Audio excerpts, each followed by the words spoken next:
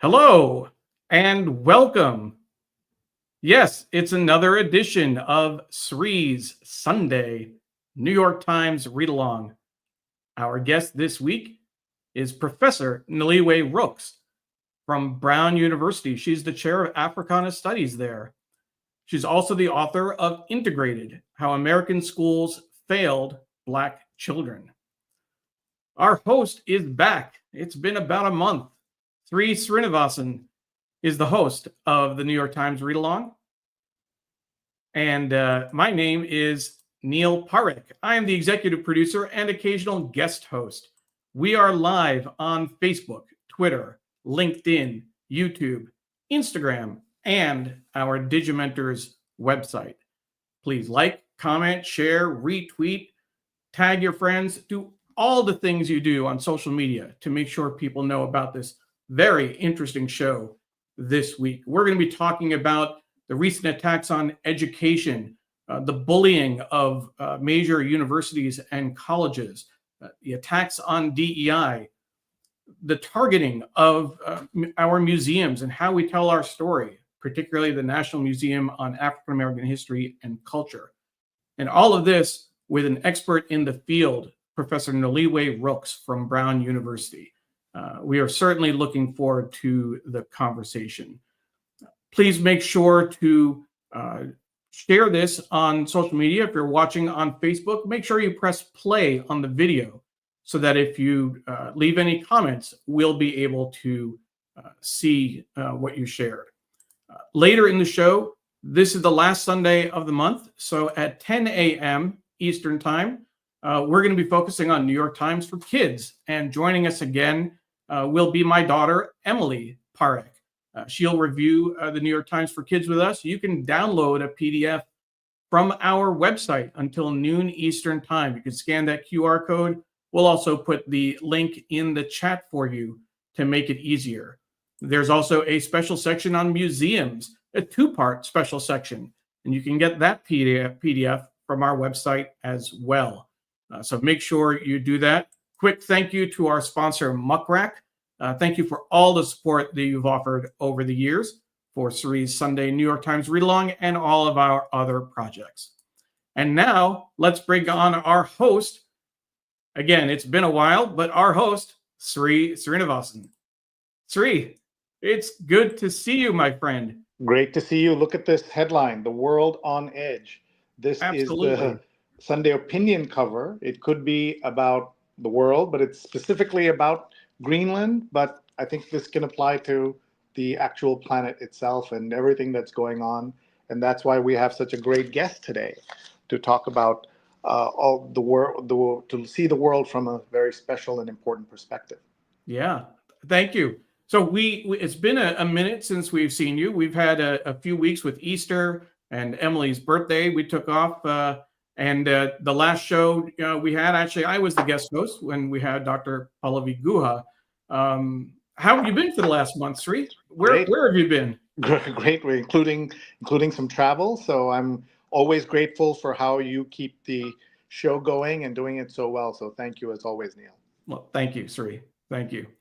We have a couple folks watching. Let's say hi to real quick. Doug Levy watching from the San Francisco area, always. 5:30 in the morning, yeah. But he's a longtime radio guy, not an old time, but a longtime radio guy. So he's used to this. Paula Kiger, our longtime producer of the show, watching from Tallahassee, Florida. Naomi Service saying gorgeous good morning from Rhode Island. Naomi, thank you so much. And I particularly want to give Naomi a shout out for all the support she's given both to this show and to Shining a Light on Shadows. Thank you, Naomi. Jonathan is watching from New York and as always looking forward to the museum special sections. Absolutely. Diane Stefani is watching from sunny Margate, New Jersey. Looking forward to this important and timely New York Times read along. Ken Fisher says good morning from a sunny, calm Iowa, and Pragya Haldapur from the DMV, the DC, Maryland, Virginia area, watching from Silver Spring, not far from where I live in Springfield, Virginia. So let's say hi to everybody for watching. Thank you so much. We do these Sundays, 8:30 a.m. Eastern Time. It's 9 years of the New York Times read along. We'll just quickly look at the headlines before we bring on our very special guest.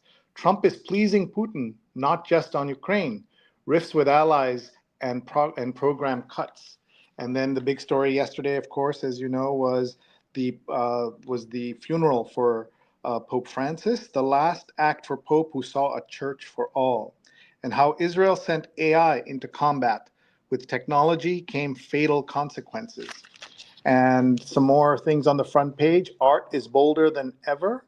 And there are two special sections about museums today. We'll glance at those.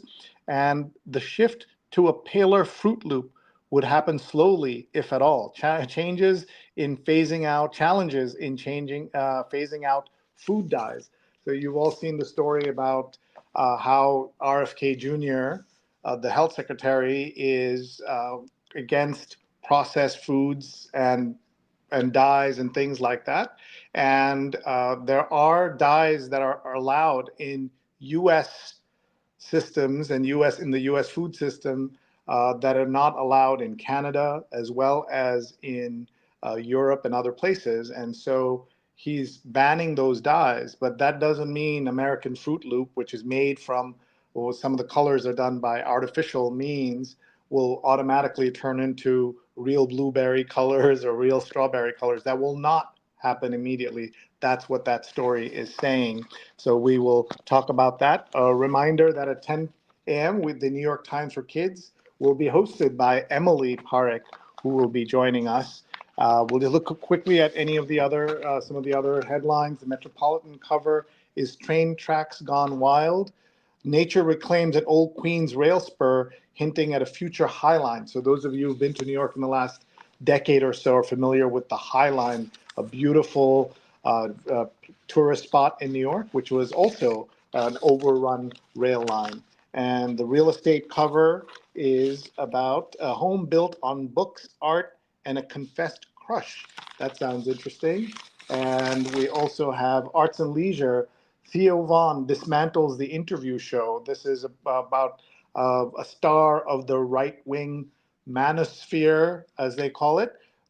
He does MAGA-friendly conversations, pro-MAGA conversations, but sometimes he's unpredictable, is the point of that. And the books cover, since we're going to be talking about books today, is book review cover is Don't Stop Believing. And in Ghosts of Iron Mountain, Phil Tinline recounts the history of a 1967 hoax and its ongoing influence as source code for conspiracy theories. So that is a good moment at which to bring on our very special guest for today's New York Times read along. We are thrilled to have with us Professor Noliwe Rooks, who is a scholar, author, speaker, who's joining us today. We are delighted to have her with us and to talk about her books, her research, and the state of the world, which we know is on edge. So please welcome Professor Rooks. Hi. Hello, Hi. Professor. Hi. How are Hi. you? Thank you so much for having me this morning. Thank you for being with us. Tell us about your Sundays. Are you up this early? You know, I am one of these people who know me will start receiving texts and emails about 5 or 6 in the morning. I get up like really early and have a flurry of work, and then I go back to bed. So you're right now is my kind of, I'd probably be back napping by now. But on this, I just had coffee and stayed up, and so I get to channel all of that early morning energy. Well, let's tell everybody about where you are using some of that energy and where you are based now. When we talked, it was 5 years ago when we first met. You were in a different academic position, and the world seems very different. It was in 2020, right after the killing of George Floyd and the aftermath of that. So let's tell everybody where you are now and the work that you're doing. Yeah, COVID time, Yes. So when we first talked, I was at Cornell University in Ithaca, New York. I think the occasion of our talking had to do with a book I published called Cutting School, Privatization, Segregation, and the End of Public Education. Now I came to Brown University in 2021. I accepted a position as the chair of Africana Studies here. So I'm a professor and a chair, and have a brand new book called Integrated: How American Schools Have Failed Black Children, which I think is probably good context for this moment and for when we say the world is on edge, at least in an educational sense.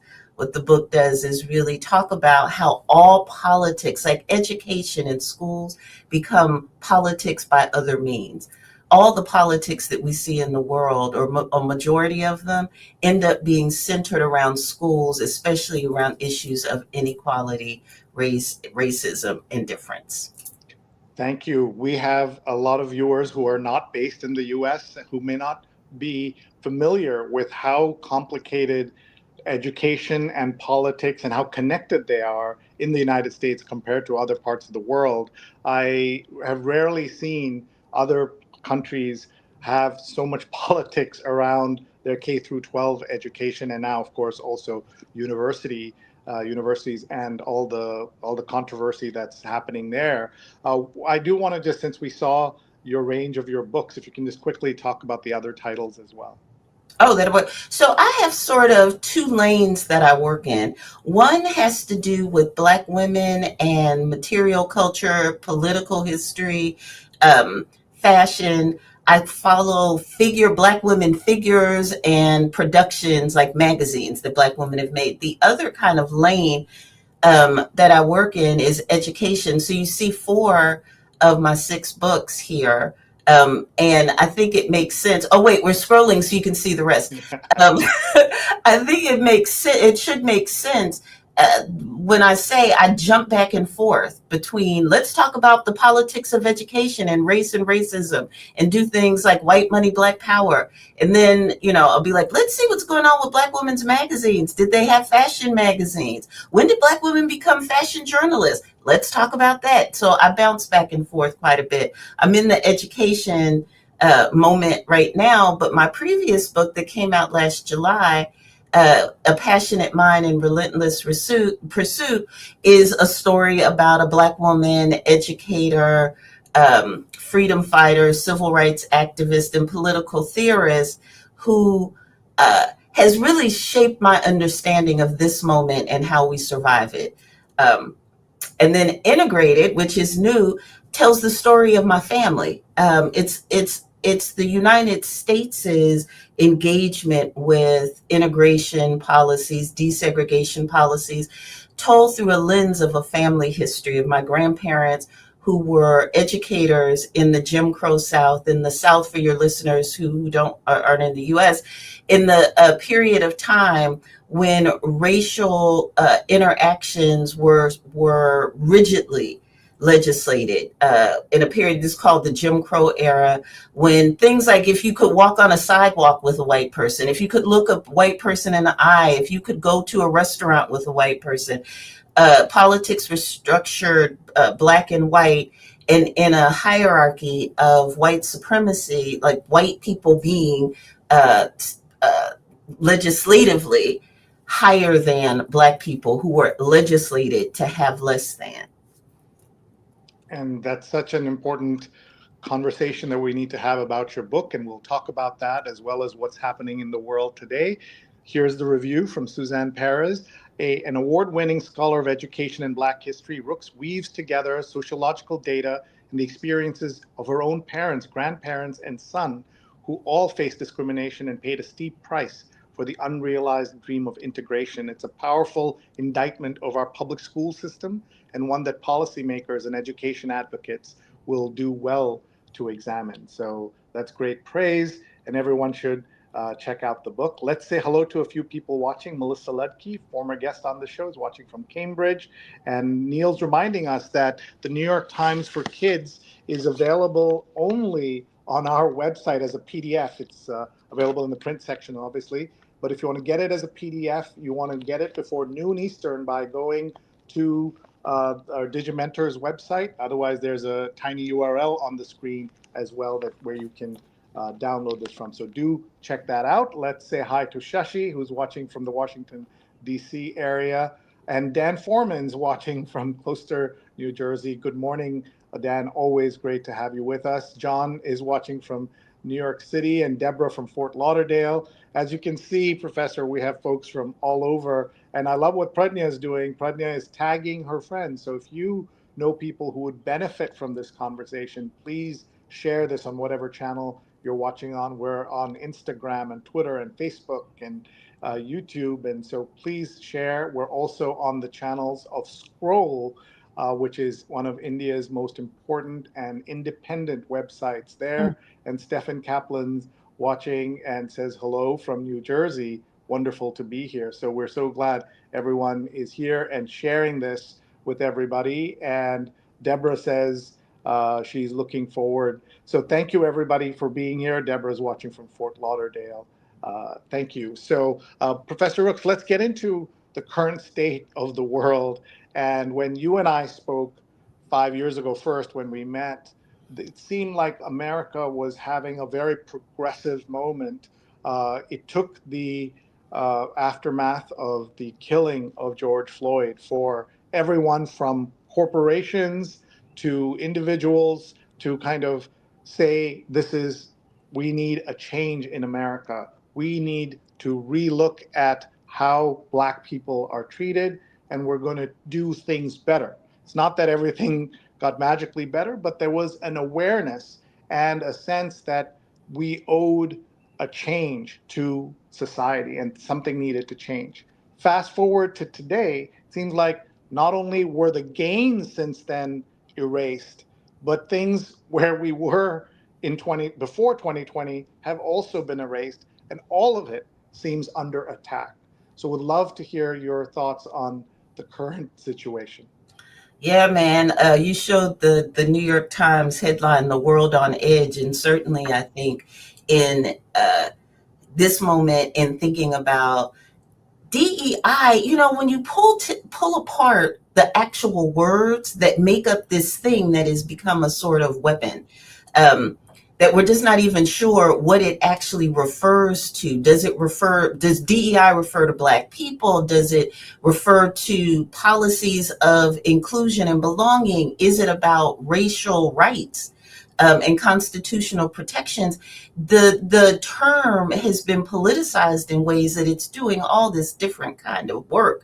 It's sinking the fortunes of some corporations like Target, and raising others like Costco. Target was a corporation that said wanted to align itself with the changing sentiments of the current presidential administration, and said, we're going to get rid of all of our policies that allowed for affinity groups, that allowed for celebrating certain kinds of days, that affirmed our corporate culture as one of welcome and belonging, and we're just going to do merit. And Costco, on the other hand, came out the gate and said, these ideas about belonging, difference, are central to who we are, and we believe good business, and they held on to it. And so the changing fortunes of those two companies really point out a lot of the tension, how people are thinking. It doesn't resolve where we are, how we got here, what's right, what do most people believe, how do you legislate belonging. It doesn't fix that for us. But it asks us to think about the difference between, say, performances. One of the things from the 1920s that a lot of people will talk about as either a high point or the beginning of an end, just one, was a moment where the Democrats all took a knee. This was in 2020 when the idea of kneeling in public as some sort of protest having to do with George Floyd and the idea of Black Lives Mattering. And so if folks will remember, in the US will remember specifically around sporting events, this idea of you're going to take a knee in support of and against the idea of police brutality and in support of Black rights and humanity became hugely politicized. And at one point, the Democrats, in showing their alignment with these sentiments of inclusion, all took a knee and they were draped in kente cloth. And as I was saying, so a lot of people said, wow, this is great. It is wonderful to see the political party actually join forces with this kind of populist movement and affirm it in that way. And others said, well, we don't necessarily need them to take a knee. We need them to legislate policies that make it impossible for these kinds of transgressions to continue.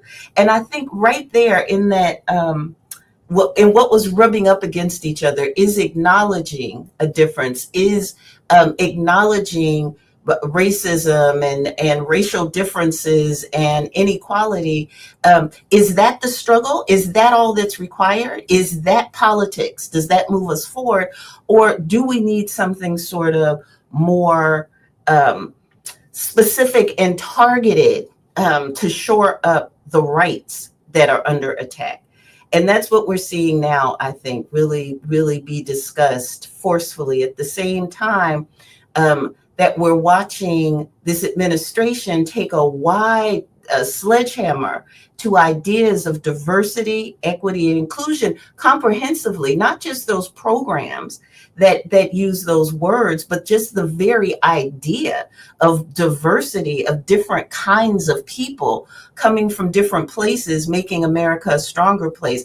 Equity, just talking about the barriers that we have to all people who are citizens or want to be citizens. How do you access a coherent vision of what American democracy and citizenship is, and inclusion? What ways do we make sure that we are at least mindful of who cannot join us in various institutions?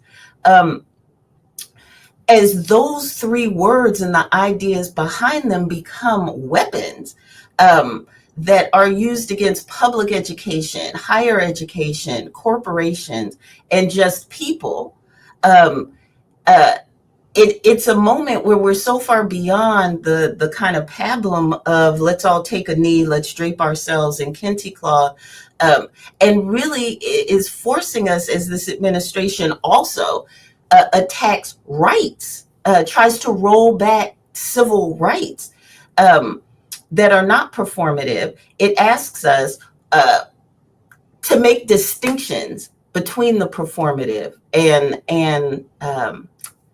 I don't want to say the performative and the real, but I get concerned that defenses of DEI sometimes have us take our eyes off of the dismantling of the civil rights that protect people and protect citizenship in the country. Well, we have seen that this administration is willing to question and attack everything. Mm-hmm. And we have seen all kinds of examples that are disturbing. In one case, at the military academy, they removed Maya Angelou's book, as well as other references, other books by African Americans, but left Mein Kampf available in the library. Just one example of things that should be just totally, that we would never imagine happening and is now happening in this country. Mm-hmm. And before the attack on DEI, the other three-letter word that they were focused on in the last 4 or 5 years was CRT. Yes. And so if you can talk a little bit about that, and what is that connection to DEI and why all of that is under attack? Yeah, the critical race theory, I mean, critical race theory is a legal theory, a theory that comes out of law schools to start to explain the ways that structural inequalities, the ways that in ways that not everyone always notices, inequality does not always require an individual who is like this big scary figure who's I am the inequality decider. It lives in institutions, in habits, in the locations that we make opportunities available. And this legal theory, this legal construct of critical race theory was a lens to look at the law and to look at and to teach law students to think about this almost unwritten about set of practices that shored up inequality that weren't necessarily racism in the ways that we understood it in requiring an individual actor. This became almost a test case. Some of the theorists and strategists who are working with President Trump and worked with and for the Project 2025 folks who had been imagining the kind of world that we wanted to have, they were like, we can really politicize. I mean, and they've talked about it, like they've written about it and talked about it. It's not like you have to intuit this. They thought that this idea of CRT just sort of smacked of intellectual indoctrination, because no one could tell you exactly what it was. But I mean, law people in the law could tell you exactly what it was, but others were sort of using it more broadly than how it was intended. And so they were like, we can use this to make regular people who are not sitting around reading these books and having these erudite conversations about the law and CRT believe that they're losing something, that they're losing out. That this idea of focusing on race and barriers means that those who are not part of the groups, generally discussed as having to face and overcome different kinds of barriers, we can sort of make a wedge so that those who are not part of those groups can feel like, well, we're losing something. Why are we focusing on them? Why are we not focusing on us? Why is it critical race theory and not like just everybody needs rights theory?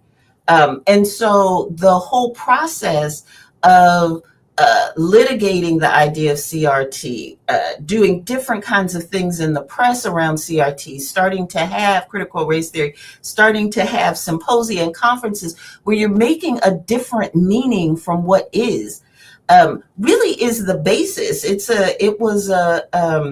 foregrounded this moment that we find ourselves in now, where now the letters, as you mentioned, are DEI. And in similar ways to what CRT was, because you had a lot of people were on radios, TVs, writing in all over social media saying, what you're calling critical race theory is not critical race theory, because they were just saying sort of having books that have to do with different kinds of people in a school library is critical race theory. What if we just want all books about white people? What will be wrong with that? Why can't white people have books, right? And so it became this kind of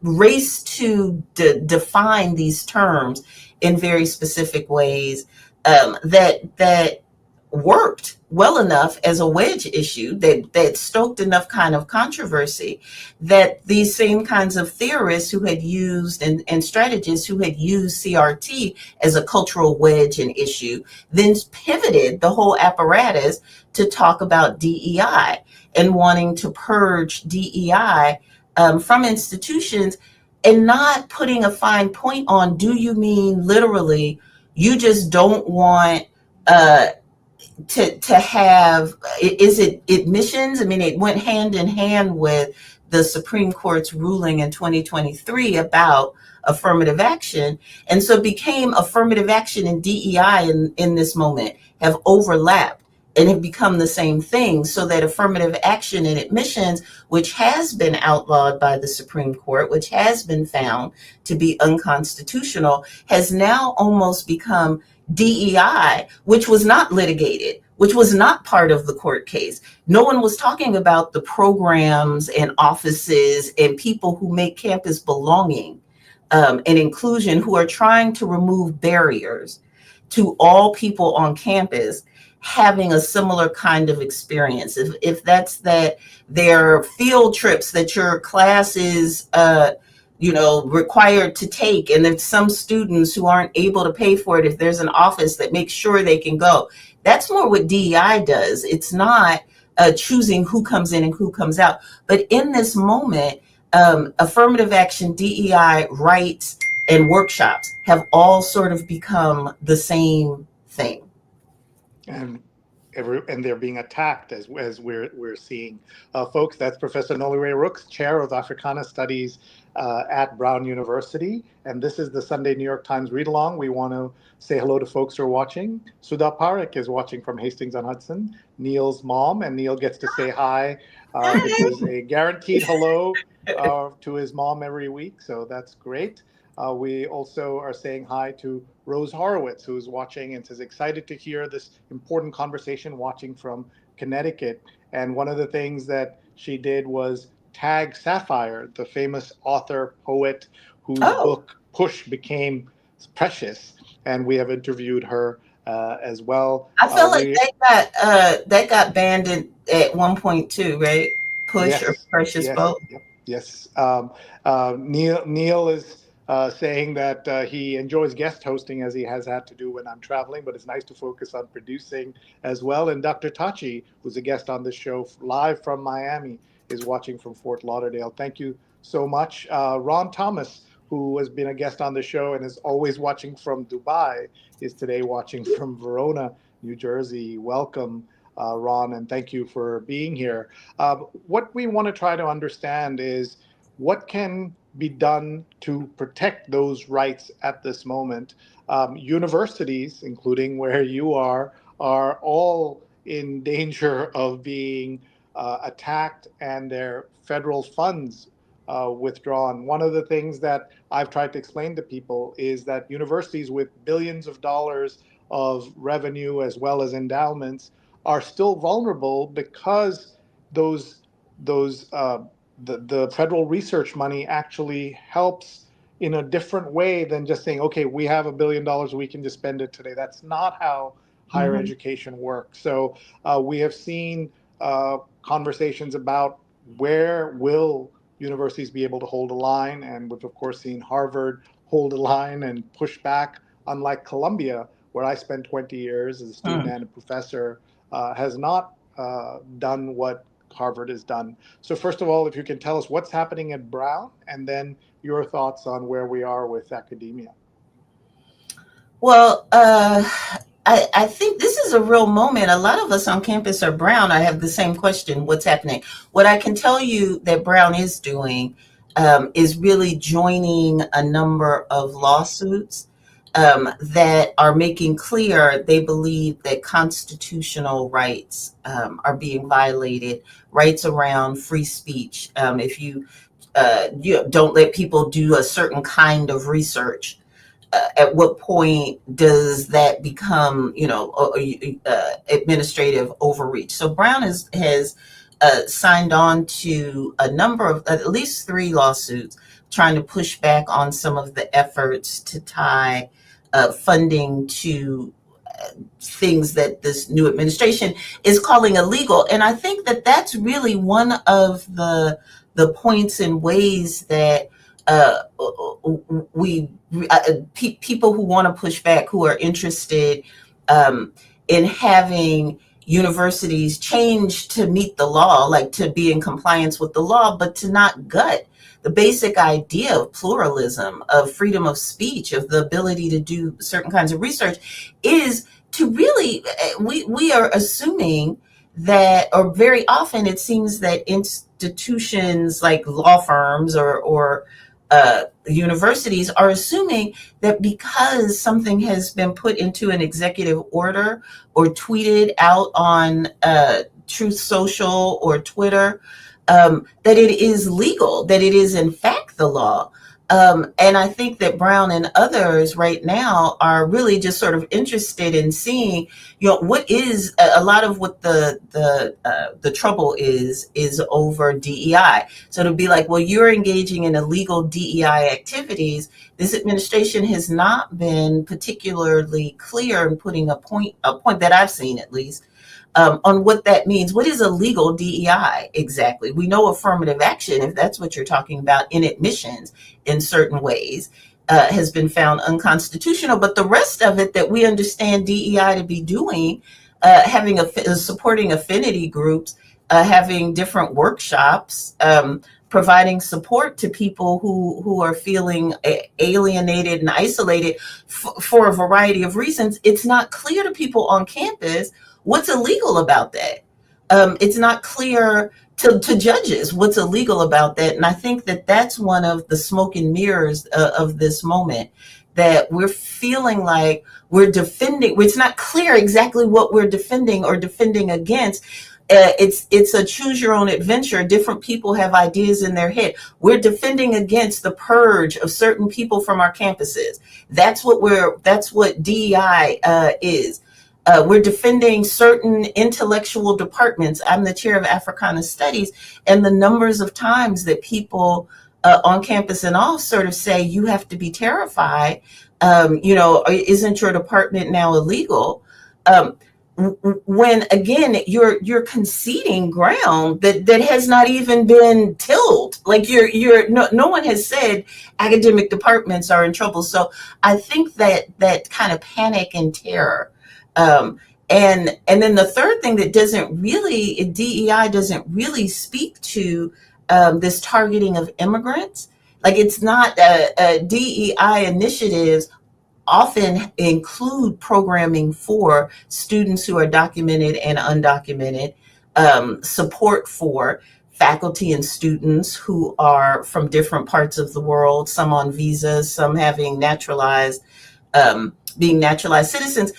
Those are not normally considered DEI issues, immigration, but in this moment, they're also tied up with, we have to defend DEI or what will happen to our immigrant brothers and sisters. Here's Ken Fisher saying, choose your own adventure is a brilliant way of describing it. Thank you. I love the interaction with the audience. I just think it's so brilliant on y'all's part. Thank you. This is one of the things that Shree's mom. Thank you, Shree's mom. Neil's mom, yes. I mean, Neil's mom. Neil's mom. Thank you, Neil's mom.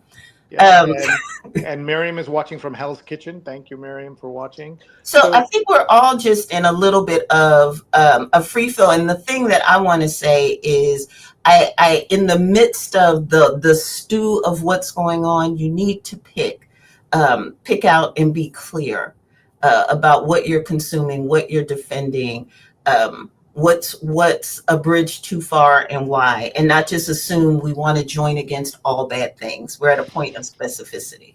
Yeah, I will say the couple of things. One is that you're right. People shouldn't cave in before they even know what the accusations are or what the situation is. But unfortunately, we've seen some law firms do what I'm calling this pre-cave-in. Some universities have done that, and some departments which house Middle Eastern studies and therefore are part of conversations about Israel and Palestine, Gaza, all of that are also being targeted. Yes. And so we have seen that. There's been some news. We saw 1,000 visas of students that had been canceled have been reinstated. Yeah. But this is also confusing, and the lack of clarity is an issue. The other thing is the mandate that Trump has claimed. Yeah. Even though he didn't win 50% of the vote, he won by 1.5%. He had the 11th smallest victory in an electoral in an election in the U.S. And if you look at everybody who voted, so about 30% of Americans voted for him, but he's been claiming a mandate that allows this kind of sweeping attacks on everything from academia to corporations. Dr. Tachi says, indeed, I think the lack of clarity on this leads companies and institutions to preemptively do things that may not be called for. So how do you advise everyone from politicians to academics to hold the line when the line isn't even clear? So some thoughts on that, please. Well, yeah, I mean, so many people quote the brilliant Timothy Snyder, who a decade ago wrote a book called On Tyranny, that was just looking at, when you're watching authoritarianism and fascism really take hold in a society. He's focused on Europe in the 1930s.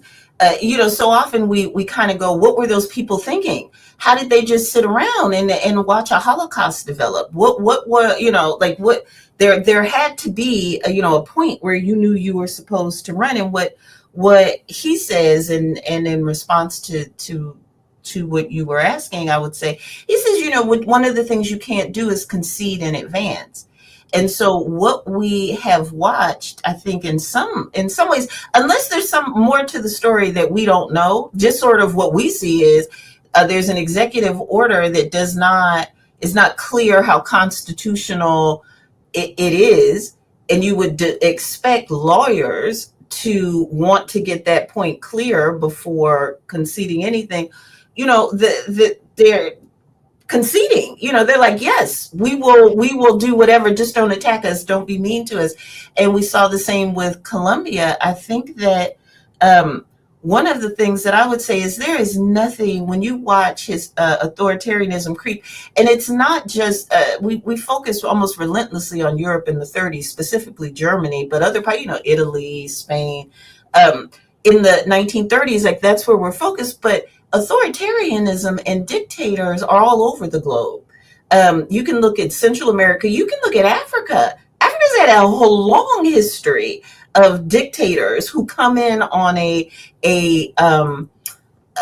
saying that they're going to right the wrongs in colonialism and end up doing something else entirely. Or China. I mean, Cuba. You can look at many places where authoritarianism starts to creep, and see one of the issues is, in fact, how far down the road the dismantling of democracy, or the participation of people, if it's not called straight democracy, whatever, that allows for some kind of people to chime in, how that starts to take people out and substitute the role of one person's idea. The Philippines. I mean, you can go around the world and see what this looks like. And so I think instead of a lot of the hand wringing that at my institution and others, you can run into with people worried about, well, we don't want to call something fascism and maybe offend people, or we need to have intellectual diversity. So some people may think authoritarianism is good. We don't want to now take the space off the table for those people to feel like they can argue for fascism. Or some people may think we've gone too far with affirmative action policies, with diversity, with allowing different kinds of people to be here. Maybe we should take a moment and let them have their voice too. The space about what it means to have viewpoint diversity, and what takes central concerns about the Constitution. Like, your opinion about things is one thing. What the Constitution allows is another. And somehow we have democratized thought to a point where it's not always clear in our conversations and strategies about how to move forward. Who do we move forward with? What's our goal? What's our North Star? It's not always clear that we understand that there's a difference between rights and constitutional protections and your opinions and feelings. And if I have a critique of DEI, I don't know how popular this will be, but if I have a critique of DEI and how it's been enacted some places, it's that it really did move from this thinking about how do we remove barriers for access? How do we protect the legal and constitutional rights of people, to we want people to feel good about being here. Whoever they are, we want them to feel like they belong. It turned it into this sort of individual experience of an institution almost, or being able to claim, because I, as a member of an identity group, feel this. Now I'm going to say that all members of my group share my feelings. And if there is something, this isn't the moment to parse it, because the whole enterprise is under attack. The time to have this conversation was like before the federal government wanted to throw the whole thing out. But because we didn't have that, what is the difference between a right and a feeling? It has confused some of what our response is and should be, I would say. Sure. Thank you for those comments, and a few thoughts. So one is, you mentioned Timothy Snyder, who is one of the great experts on fascism, and he and two colleagues at Yale are leaving, or have already left, moving to the University of Toronto because of what they're seeing here. By the way, tomorrow's big election in Canada, where the liberals are likely to win, even though they were definitely going to lose until President Trump jumped in and started saying this nonsense about the 51st state. He just said over the weekend that he's not trolling, that he is serious about No, the I think 51st. he's serious. I literally do think he's serious in his mind. I think in his mind. Yeah, that's true. But the Canadians are not going to let it happen. I But don't. as you mentioned, authoritarians around the world, it was I was just thinking about the Philippines and how people also have a short memory, right? To imagine that there is a Marcos in the presidency of the Philippines again, it would be unbelievable. Just as many of us who saw January 6th and said there is no way there will be a second Trump presidency. And now, not only did he get that, he's now talking about 2028, which is Right. against the Constitution. But he's able to see that. We have so many great comments coming in and some Okay. questions, which I will read to you. Diane Stefani says, the cruelty, chaos, confusion, and fear is the point of this administration. Deborah says, Congress needs to step up and defend our Constitution and rights. Doug says, I remain puzzled and deeply disturbed by Colombia's capitulation. Makes no sense given the institution's heritage and prior leadership on academic freedom. And a question here from Rose, is this attack on DI all a smokescreen, the shitstorm strategy advocated by Bannon to distract us from tax cuts for the rich and the US becoming an oligarchy? So, yeah, Rose, I'm with you. I believe in a good conspiracy theory, quite frankly. I think that they get a bad rep. I think that conspiracy theories are we are, sentient beings trying to make sense of the world. What I think, though, is that the smokescreen is, I don't think we're having a smokescreen about tax cuts for the rich. That's Doge. Doge is doing that. Like, oh, we're saving all of the money. All these places, and now we'll be able to pay for tax cuts. What I worry though is what we're being distracted from is how DEI is making it possible for there's a whole conversation that goes on amongst Federalist judges about the 14th Amendment and calling the 14th Amendment the poisonous tree, and that all of the civil rights law that come after the 14th Amendment, the Reconstruction era amendments, 13, 14, 15, getting rid of slavery, citizenship, and then voting. The one about citizenship is a particular focus for activist judges in and around the Federalist Society as they write about. Like if you read the things that they write, if you read 2025, they're clear about this. That they think that the civil rights protections were not necessary because all the protections that we needed were in the Constitution. And they've been talking about figuring out how to repeal them all. All of the protections that come from the civil rights movement and before, because there's a whole bunch of 1870 1880 and 90 civil rights protection laws that they also want to get rid of. I think it's seriously what they're rolling back is what is the United States to seriously think about without the civil rights protections around housing, voting, shoring up citizenship for others. What does the United States become without these? And what they are beating up on, to my mind, and what they said they were going to beat up on, because again, I'm just going by what they said they were going to do, are the judges that can enforce civil rights laws. The idea that it is that the Constitution is the purview of trained legal professionals to decide, and not the president. And not administrators and not people who are in the cabinet. But there's a Constitution, and then we rely on federal judges and then the Supreme Court to enact it. What they want to get to is the president gets to decide how we interpret the Constitution and laws.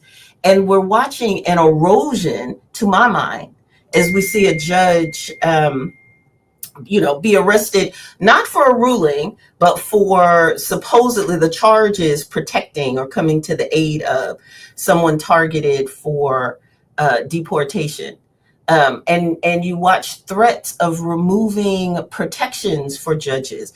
And again, to go back to how authoritarians expand their rules around the world, the judiciary is a big focus of attack. So it's less the tax cuts for me. The alarm that I'm constantly raising is the idea that we might not, that we as a nation will never go back to a Jim Crow era. And one of the things for my book Integrate, I mean, the thing that I wrote this book right now gives me a particular lens. And so I should be honest about that. I have a particular lens on the US and how education becomes a wedge as an attack against rights, because I have studied and I'm talking about the ways that the idea of integration, it was this great moment of belonging and embrace, and Brown v. Board of Education, to have the Supreme Court say that no children in the United States should be denied education based on the color of their skin, that tax dollars were for everyone, and that you could not allow the very powerful and wealthy region of the country that was the South, the economic engine of the entire country, in the same way that tech and financial services are the economic engine in many ways. In a previous era, that was the South. Because of slavery, they were the economic engine. And we cannot allow these people whose interest is in continuing these kinds of inequalities for money to tell us what is happening. The government must step in and have equality. To watch the swing from that, this great unquestioned kind of idea of what we're going to do, to watch the resistance. What the book is about really is how year after year, decade after decade, the courts, politicians, philanthropists, and just parents waged a war against the idea that the government should be able to tell them what to do with their kids, and should be able to tell them how their kids would be educated and with whom.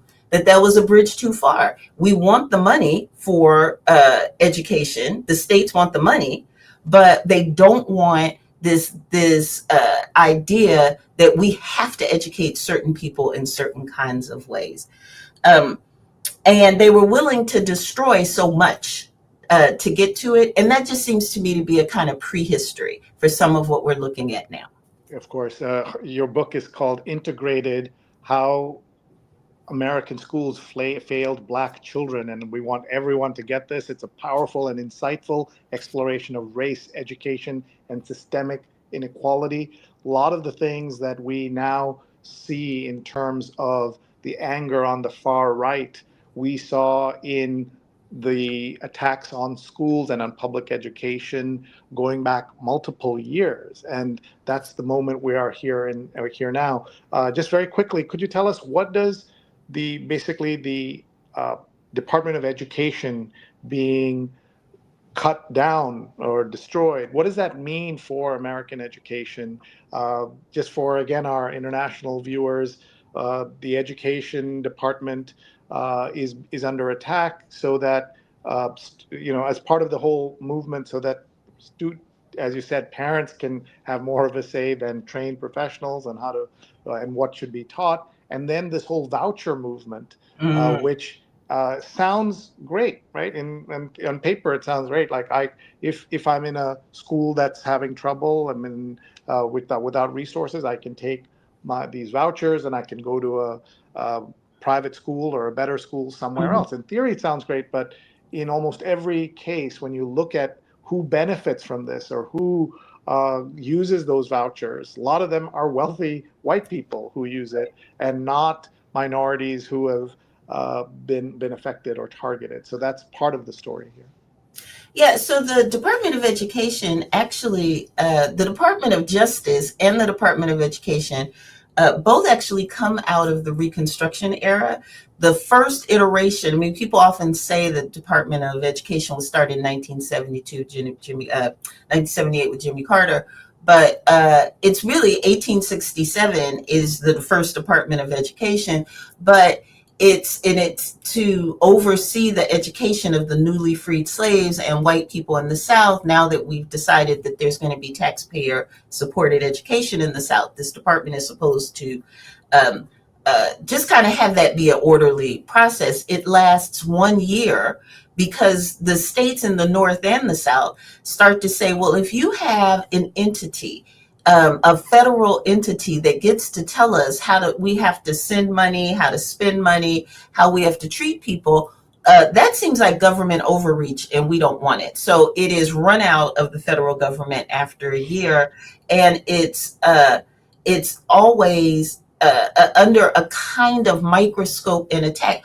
Honestly, the biggest power that the departments of education have, which goes along with some of what I've been saying about pay attention to rights, they protect the civil rights of children across the 50 states. So if in some states it's looking like some group of children are treated consistently differently in ways that their rights are not being upheld. If it's special needs children, children who have different learning styles and are not getting the resources that they need. If it's Black children or white children in poor rural areas who are having to drink contaminated water. These are civil rights issues that the Department of Education used to have one of the most sort of robust and well-organized team of people to protect those citizenship rights. Now, though that has been completely gutted in the current downsizing of the department, the other big thing that the Department of Education currently does is provide Title I funding for poor students across the country, things like after school programs. Some of them is the free breakfast programs for kids come out of Title I funds, which are for schools that have children that fall below federal poverty levels for a family of four, which I think right about now are like $20,000 for a family of four. If you are from a family that is below that income level, then and you go to a school and there's enough of you at that school to be considered a Title I school, you get a influx of cash to help with tutors, and all of that is at issue. What will happen to that money, and what the current administration, the Trump administration, has done, although I believe there's been lawsuits to challenge this, is to say if you states want Title I funds from the federal government, you have to get rid of DEI in your schools. So what the pre-Department of Education did, it dispersed those funds to people, it protected civil rights, and it dispersed funds for special needs kids and learners. And all of that, more than anything else, more than what gets read, who gets hired, that's the core, those are the core functions right now of the current Department of Education. And it's just, it's like a war on the most vulnerable. It's not about what books are read. It's not, the government has never said certain books have to be read. Certain ideas have to be taught.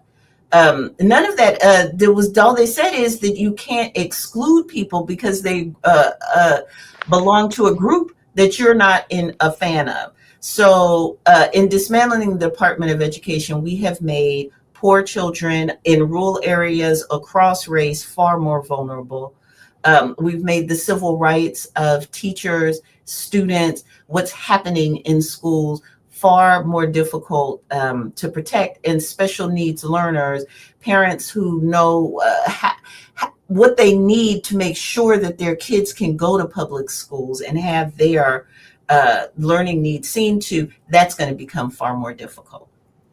Thank you, Professor. Jonah, who runs the Blindian Project, which brings Black and Brown communities together, says preach, and I think that's a great way to summarize all the great points you've been making. We only have about 30 minutes left with you, and we want to get to the news and talk about what's happening in the newspaper and around us. So what I'm going to do, Professor, is just show people the paper and kind of browse the paper in the different sections. And if you have specific thoughts on any of the stories, just jump in as Okay. we look at it together. Folks, this is the Sunday New York Times Read Along. That's Professor Noliwe Rooks, and I'm Sree Sreenivasan, and we do this Sundays, 8:30 to 10 a.m.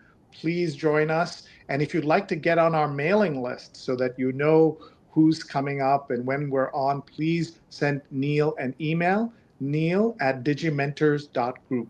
Neil@digimentors.group. You'll know when we're on the air and who our upcoming guests are. All right, so let's take a look at the Sunday New York Times.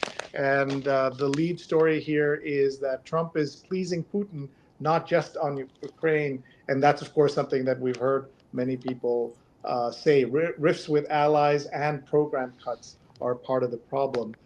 This was moment yesterday, the funeral of Pope Francis. I don't know if you had a chance to see any of it, Professor Rooks, but it I was very did. moving to It see. really was.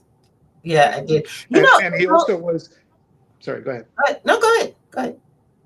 I was just saying he, things like the casket that was used all reflected his love of the poor and being kind of more humble than Mhm. the showy aspects of the papacy.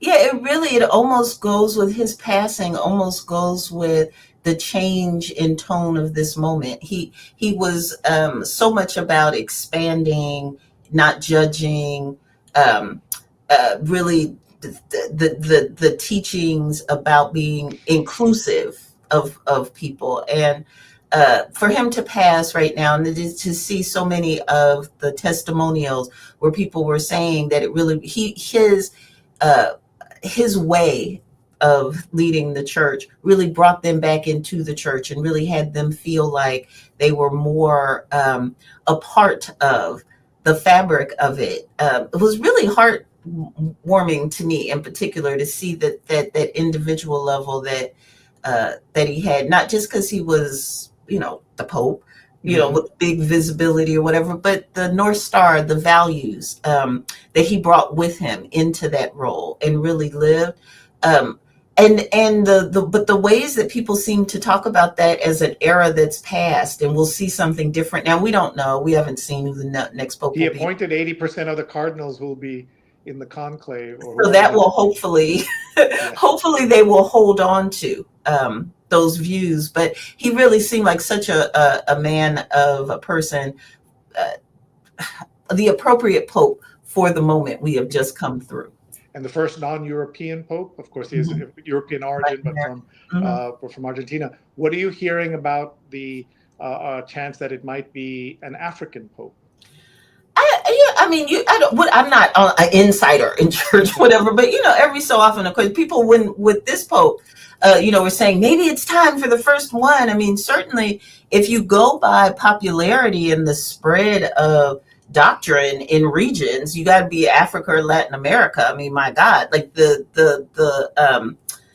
level of embrace of the Catholic Church in both the African continent and in Latin America is stunning and broad. And so, if it's sort of by the places that are sort of performing Catholicism, you got to think Africa and Latin America would have a shot. But again, I have no idea, really. All right, let's see what else is in the paper. How Israel sent AI into combat with technology came fatal consequences, and confusing time to own a Tesla in blue Marin County. We have seen, of course, that these are some of the people who owned a Tesla because of what they wanted to do to help the environment as an e-vehicle, and now they're people are saying that the right is going to buy, people who don't like electric vehicles are going to buy Teslas to support Elon Musk. Doge savings could be offset by firing costs. And this is Exactly. something that I don't think we've talked enough about. The Doge dividend, whatever it is, it's been highly exaggerated, but even then there'll be costs that have, when you fire people, there are obviously costs involved with Can I that. say, let me just say about the Tesla really quickly. I've been living in upper middle class communities for some time. I've been attached to universities, the kind of communities where the Teslas are a little bit of a status. And really, the numbers of conversations that you have with Tesla owners as you're walking to their car, and they will say things to you, like, I bought this before, this is very old, or don't judge me. It's really something that people who've had their cars for 4 or 5 years and are putting stickers on it. Like, I've had it from before. Doge even existed, or it's really roiling people, like this sense of the car ownership and support for Elon Musk.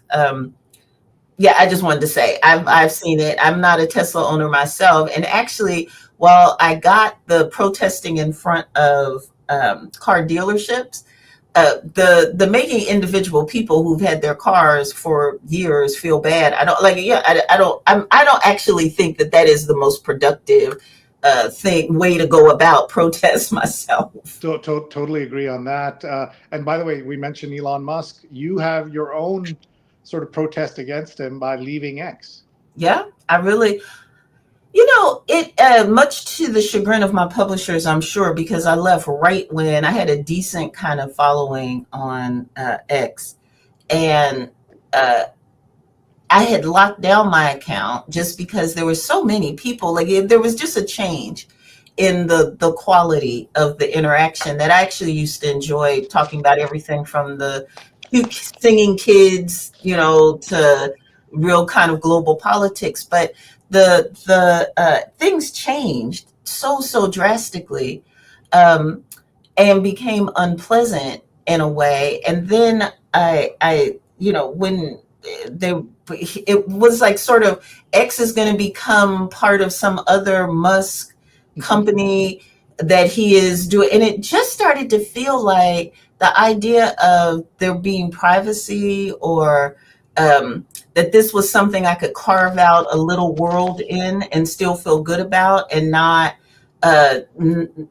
feel like I was succumbing to politics in a way. I just couldn't do it anymore. Again, much to the chagrin of my what you use social media for, in part, is to promote things, quite frankly, and to amplify what you're saying. And so everyone, please find her on Threads, find me as on Blue Sky. Yeah, please find her. me elsewhere, since I have left. But I do, just sort of in politics in a moment, it's hard not to think back to some of, like, what we're seeing in the paper, and how there was, now this is decades ago, not George Floyd, this is back to Arab Spring, how it really seemed like for a moment that these kinds of websites, Facebook, X, we're going to be a voice for the voiceless in a way. We're really going to help people find each other, and then it started to be revealed the ways that these are just corporate sites, really. Like, we may be finding joy in them,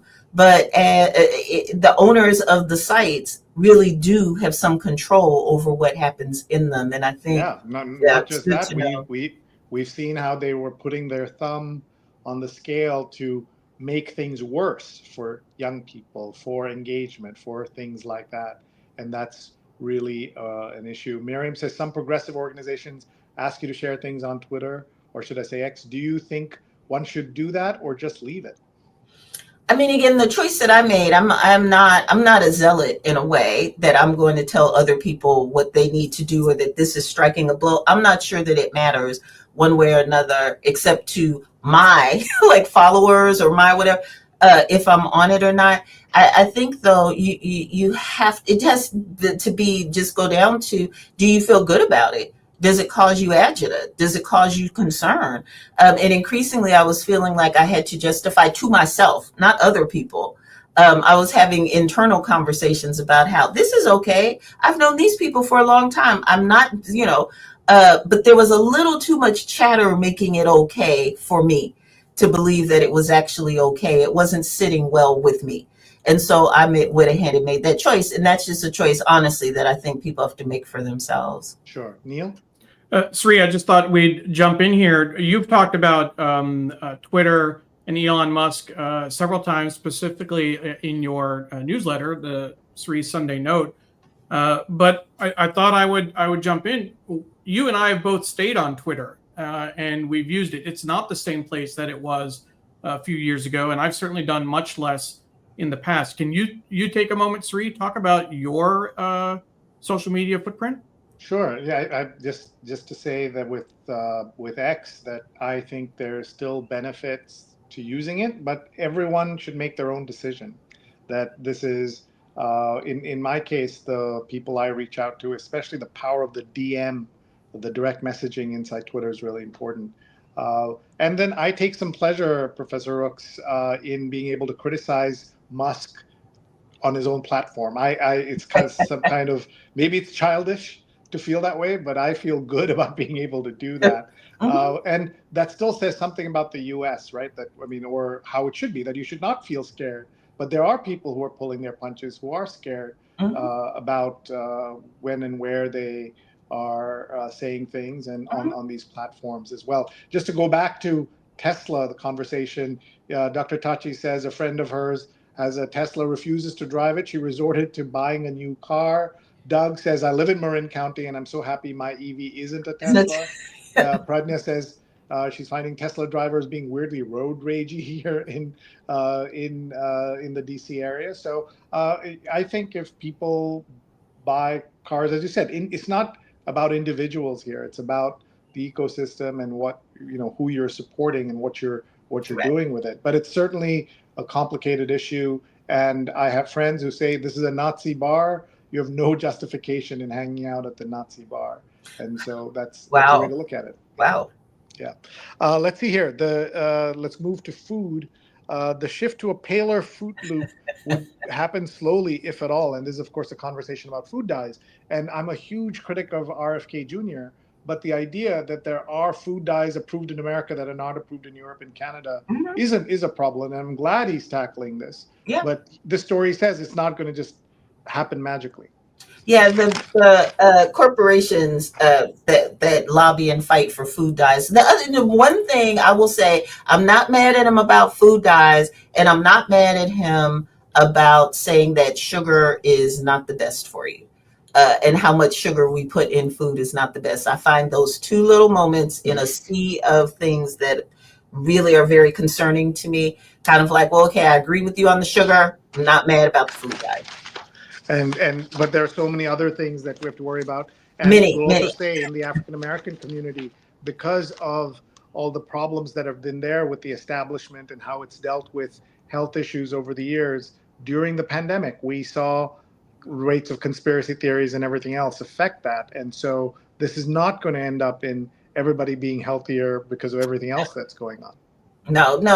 There, I mean, the inequality is still going to be inequality, but we put way more sugar in things in the U.S. than other people do, and it's okay to get rid of it.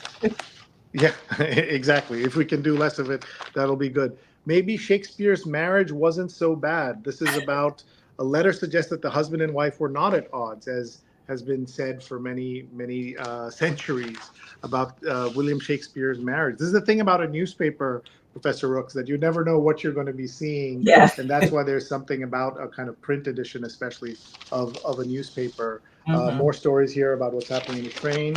And let's see here. There's more about the Israeli AI arsenal.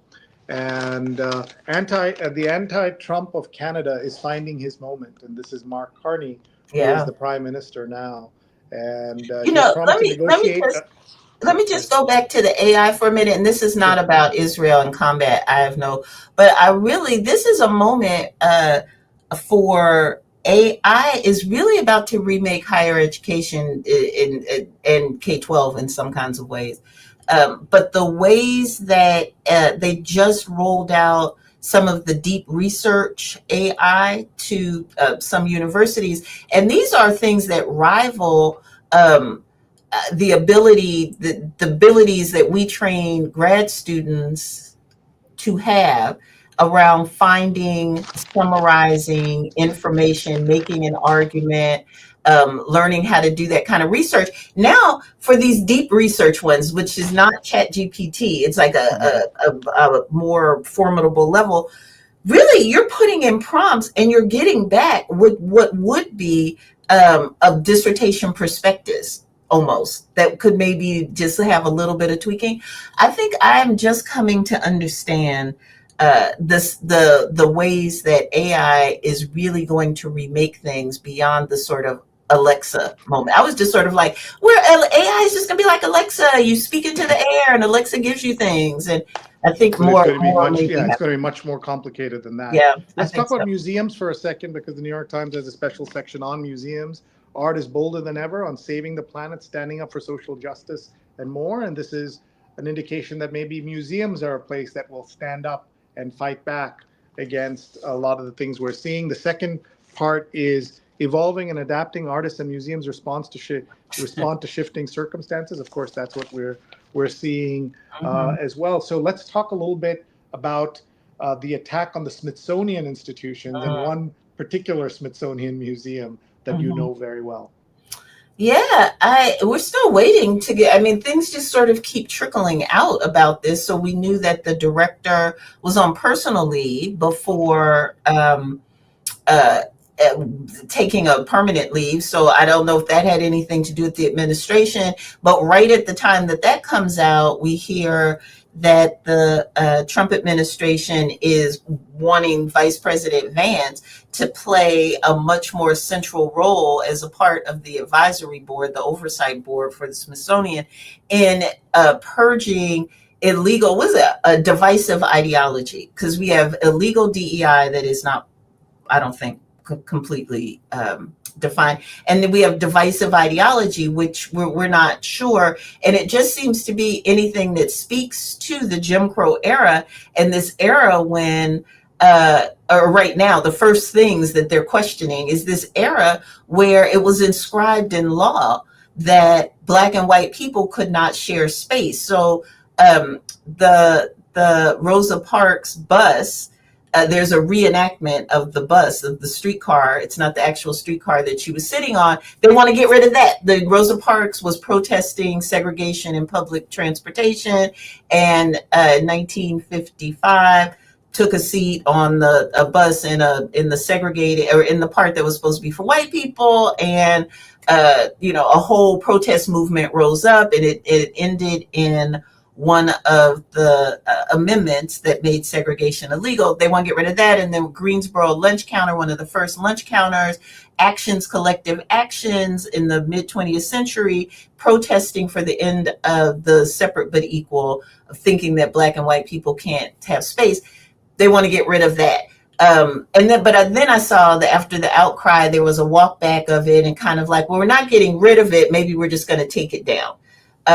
But I think the larger thing that I've been talking to some people about, who's historians and people who care about the past, it felt like to a generation of Black people that you were giving the federal government pieces of this past to keep it safe. It felt like, well, the federal government, if the Smithsonian has it, then we know that the casket that Emmett Till, who was murdered in 1954, it was lynched. Actually, a lot of people don't know, and in response to the Brown v. Board of Education ruling, like his lynching had to do with that as well. But they have the casket preserved as something that is special. Now I'm talking to people, and we're kind of like, what's going to stop them from taking the casket out back and burning it? I mean, not to give anybody ideas, but what keeps this stuff safe now? These precious items, who actually owns them?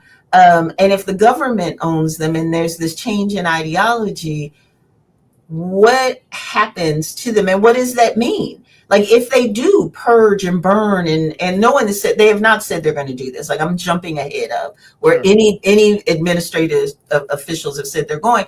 But if they do, what do we do? What is recourse? And I just think it's a good time to start thinking about those things now. No, I totally agree. And Dr. Tachi says, interesting how they think if you can take things down from a website or move exhibits, you can erase history. In some ways, you can if you don't make it accessible, but at least we want it to be safe, and that's important. A couple of other comments that have come in.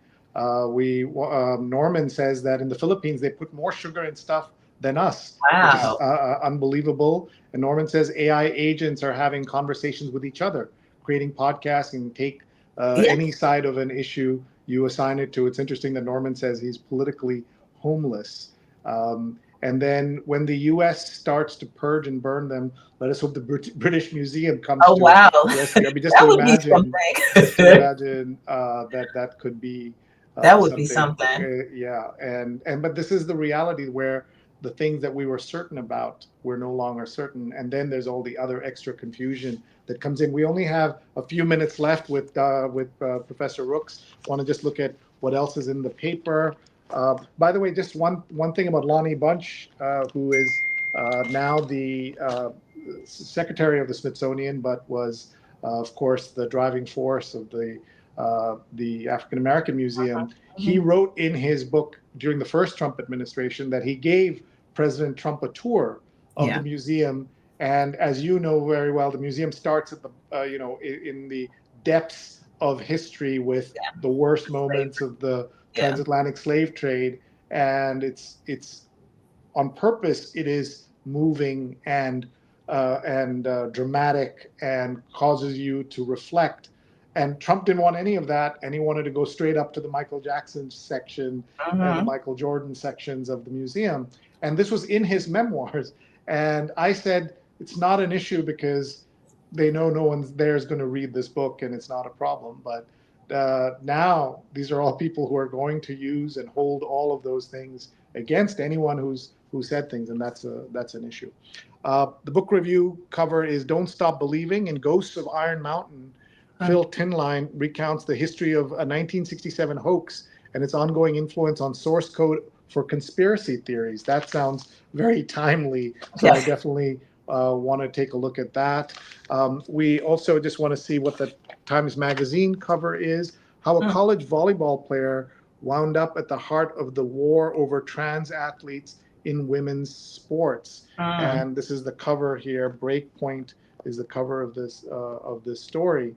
And you have seen how the cases of a few athletes have taken attention away from so many other issues that are happening in the U.S. But this is something that I'm sure will be read. It's really the trans athletes are second to DEI in its messiness for the thing that the university or the federal government is saying they want to use to defund things. So at University of Pennsylvania, it wasn't DEI. I think it was $175 million. I'm not even on top anymore of how much money there, but whatever they defunded, it was because they had a trans swimmer as a part of the swimming a decade ago. Like not even right now. It was like, something that happened sometime, maybe it wasn't a decade ago, but it was some years ago.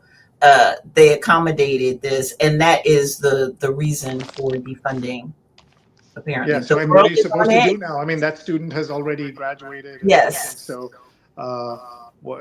here, let's just look at the Sunday Opinion cover. But before that, Pradnya, who works in the world of philanthropy, says, I recently cautioned a friend from taking a job at the Smithsonian for all of these reasons. Yeah. And that's so sad. The World on Edge, Greenland plays a leading role in Trump's expansionist dreams. The island's choices will tell us much about the coming realignment of the world. Let's see what else is here. If Trump really wanted to slow the decline in the nation's fertility rate, he would resign. That's an interesting headline. And a band of unlikely warriors is taking up arms against the chemical industry, and lawmakers are paying attention. And these are the kinds of things that anyone who cares about health would be, would say, okay, let's make America healthier. But the way they're going about it is so complicated. Mexico is becoming a place for migrants to pursue dreams of a different future. And that, of course, is a reflection on how things are changing. And one of the people who's been standing up to Trump, by the way, is the president of Mexico. And we were seeing that.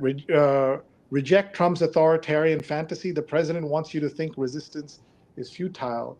And that's certainly one of the issues. This is what I want to say to university leaders who are still figuring out how they want to come down on these issues.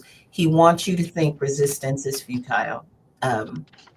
Yeah. But we have, and one thing that's important is that we have seen that in cases where there's been major pushback, if you remember Jackie Robinson's history was removed from Yeah. Arlington in some way, it was put back. So Mhm. there are things where the pushback matters, but if you don't push back, you'll never know. You'll Not never saying know. all pushback is going to work, Right. but it's Exactly. we never know. Here's more about the Pope. Good Catholics were supposed to embrace gay people, but not their gayness. The complicated part of his legacy. There's a reason the world is a mess, and it's not Trump. Global economic stagnation underlines today's disarray. This, I've read this piece. This is about problems beyond Trump, but the reason it's a mess today, in part, is definitely Trump and Exactly. the Yeah. damage he has done. So by giving it this headline, these are the issues that the Times has to deal with, because everything they say and do is scrutinized, and we see that. And this is Greenland getting the world's attention, and Mexico has become a beacon for the world.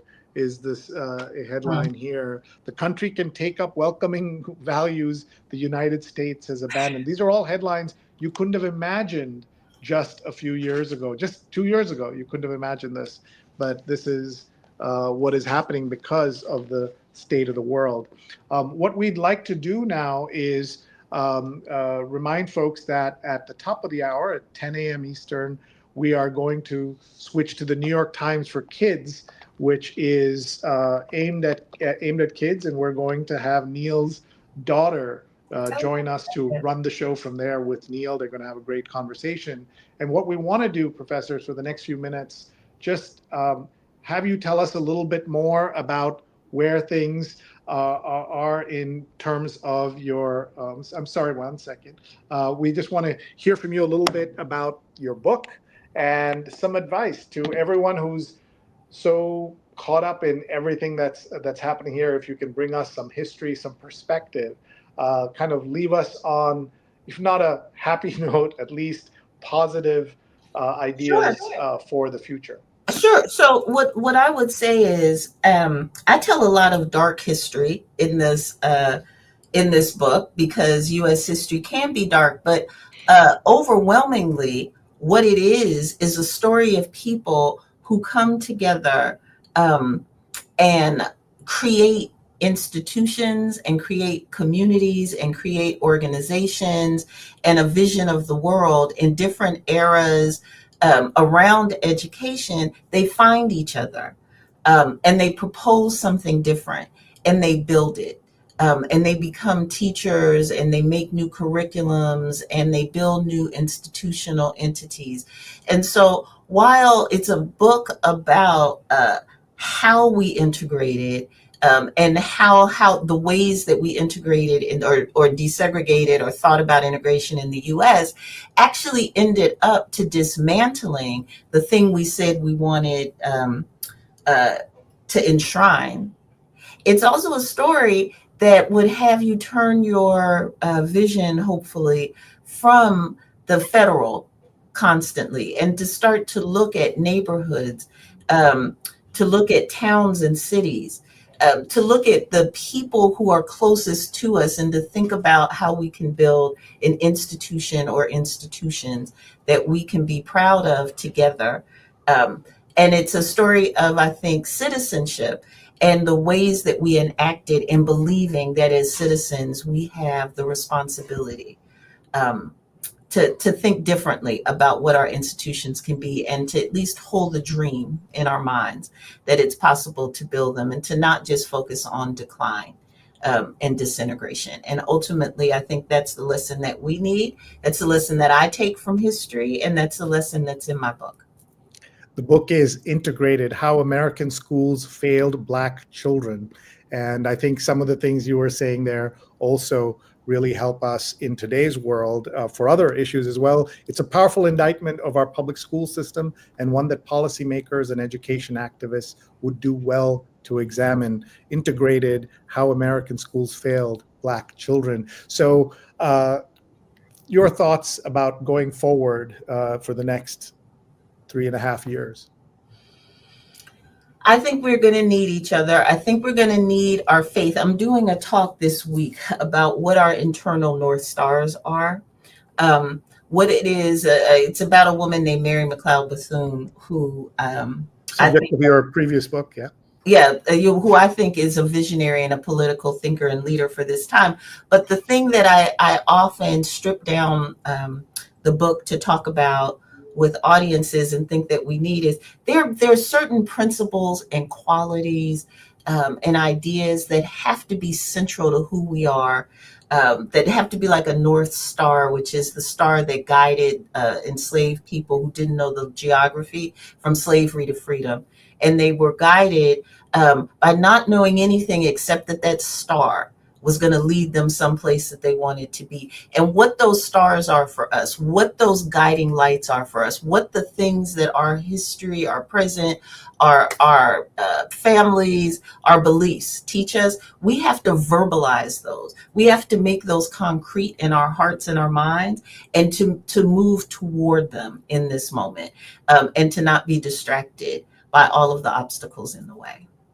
Thank you very much. So beautifully put, and that's something for all of us to think about. Pradnya says this is an amazing conversation, but the one that's making my heart hurt. I've been allowing myself to focus on global things due to my job and put on blinders as to the domestic environment. This important dialogue makes that impossible. And we wish you and everyone who is with us here today on this Sunday the very best. Thank you, Professor Rooks. Thank you so much. Appreciate you very much. Take And good care. luck. And nice to share time with y'all. thank you very much. Bye-bye. What a great conversation, Neil. It was wonderful to reconnect with Professor Rooks and to hear her thoughts, her ideas, and the importance of all of us looking for our internal North Stars as we go ahead and try to survive all the changes that are happening around us. We want to remind everyone that this is the New York Times Read Along, and we do this every Sunday, 8:30 a.m. Eastern Time. We're able to do this because of Digimentors, our company that works on social digital consulting, AI training, and we would love to work with you. If you are watching, just write to us. Digimentors.group is our website, and Sree@digimentors.group. And we want to tell you about our guest next week and the very important topic of Mental Health Awareness Month. And our guest is Neil Parekh. He will share what he has learned about his own struggles with anxiety, depression, and more recently, adult ADHD. And he's the host of a show that he's been doing now for a long time, the host of Shining Light on Shadows, a candid conversation about mental health. So this is going to be one of those crossover episodes where we're able to bring in all the great work that he's been doing on that show here with us. And so, Neil, I'm looking forward to our conversation next week. But this show isn't over today because we have another member of the Parekh family who is joining us and will be talking to us. So, Neil. Can you hear me? I want to check audio. Yeah, great. I'm using the microphone on my phone. Sorry, the Bluetooth on my phone, because our guest is going to be Emily Parekh. Emily, you can say hi. Hi. Hi, Emily. Thank you for doing this. Audio. And everyone, please know that the New York Times for Kids special section is available only on our website, Digimentors.group. Look for today's section in Professor Rooks's episode. Click on there. You'll find the PDF. You can download it till noon Eastern time if you're watching this live, or before noon Eastern on Sunday. But this is a conversation, daddy and daughter, about the New York Times for Kids. The cover is Spring is Here. Sink your teeth in is the topic. So I'm going to hand it over to both of you. Thank you very much, and thank you all for watching. We'll see you next Sunday. Before you leave, Sree, I just want to make sure Emily's audio is coming through as well. Emily, can you say hi? Hi. Yes, it is. It is. You can be a little louder. Both your dad and I are too loud, but you can be a little louder. All right. Well, thank you very much, Sree. Appreciate it. And we will be taking over the show. We're going to be focusing on the New York Times for Kids. And as a reminder, as Sree mentioned, you can download the special section, the PDF, from our website. If you go to Digimentors.group and look for the New York Times read along. You can find the show with Noliwe Rooks and find the PDF there. Here's the ticker for that. But you have to download it before noon Eastern time. So let's make sure you do that. So I will go ahead and Emily, you can step back just a little bit. I'm going to turn the camera on her. There we go. Whoops. Need to switch the camera. Give me 1 second. Let's see here. That's all right. Let's see. Facing front. There we go. That should do it. And let's see if that works. There we go. There's Emily. And I will turn off this camera and we'll turn the discussion to the New York Times for Kids. And I will ask folks in the audience to make sure to tell me if I have any issues with the audio before we start. And let's see who is commenting already. We have, let's see, and Ron Thomas said it's a master class talking about the read along, and Carrie Douglas said, thank you.